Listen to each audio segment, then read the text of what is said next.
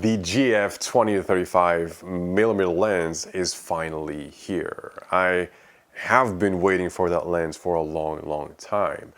I did a testimonial video for Fujifilm and it's available on their official YouTube page. If you missed it, please go check it out. The link is down below. Because yes, I was one of the few lucky photographers to have a pre-production lens last summer to test. So I already shared my first thoughts on this lens in that video, so I won't dive into this here. If you watched the video, then you have probably seen some images taken from 4 different sessions made entirely with a 20-35mm. The one you're about to see is one of the 4 with additional images, additional footage. I will of course post all 4 behind the scenes videos on this channel, plus a 5th one that will be exclusive to the blog for my premium members.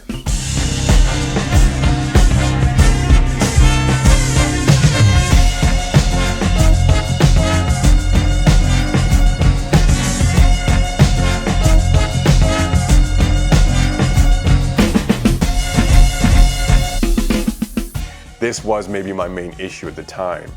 With the GFX line, it's the lack of options in the wide-angle lenses. I currently own the GF30mm that I often use, and sometimes rent and borrow the GF23mm. If you travel a little bit back in time on this channel, you will probably notice that that was my thing. I loved working with wide-angle lenses, getting close to my models, including my environment, and playing with distortions. I did this for years. It is the subject of an old video on the channel and one of the most viewed actually of the channel. And then I kind of took a step back because of COVID, the past 2.5 years, and before that, because I switched to the Fujifilm GFX line and decided to change my approach and the way I do things. I really missed working with wide-angle lenses, especially for my portrait work and for my full body shots. Usually people avoid using them because of the lens distortions that you get, but personally I find them interesting for that because they give me that surreal look. I of course worked with the GFX 100S and did the entire session with the GF20-35mm f4. I had with me the GODOX AD1200pro and the Photox 105 Octabox. This was the perfect session to test the lens and see if it's really rugged and if it's really weather resistant.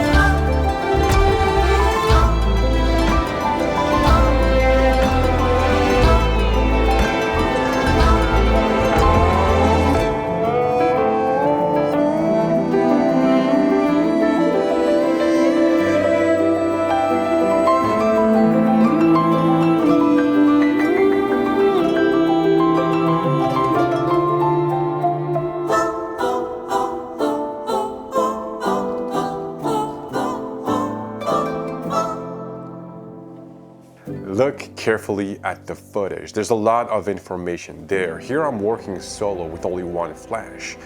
So if you look at the shadows, you will understand where my light is placed. Just think, please. I've been reading your comments.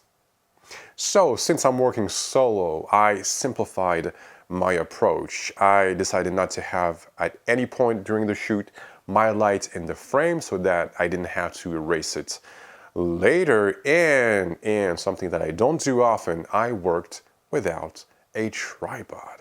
After this session, I seriously thought about getting rid right away of my GF30mm because if I do own the GF20-35mm, the GF30 wouldn't bring anything new to the table. But I needed a little bit more time to test it in different situations to see if it would fit my style and my workflow. So far, so good. Up to this point, I'm pretty impressed. I'm pretty much impressed with the overall performance of the lens. The next 3 sessions behind the scenes videos are coming. The next one will be published on the channel this Sunday. So I guess that I will catch you in the next one. Take care, and until then, please have a good one.